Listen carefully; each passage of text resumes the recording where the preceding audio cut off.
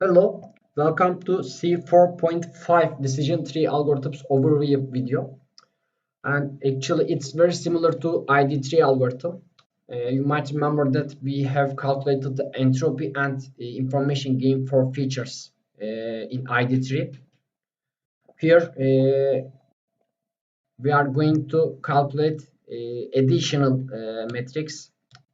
Yeah, and in this way, we can normalize the calculations in C4.5. This additional metric is called split info.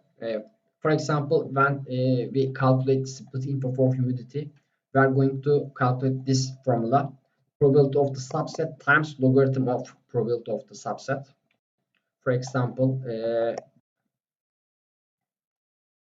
there are 14 instances in the main data set, and I separate the data set into two different sub data sets for humidity classes. There are 7 instances in the high humidity and 7 instances in the normal humidity.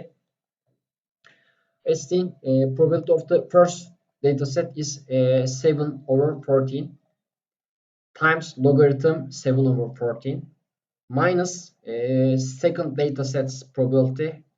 It's same, 7 over 14 times logarithm 7 over 14. By the way, this logarithm calculations should be to the base 2.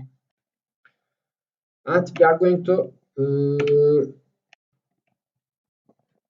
use this split info for calculating the gain ratio. Actually, gain is the same calculation in ID3, and we are going to calculate gain over this split info, and this gives us the gain ratio, and we are going to use gain ratio in C4.5 decision tree buildings. Thank you for watching, and see you next time.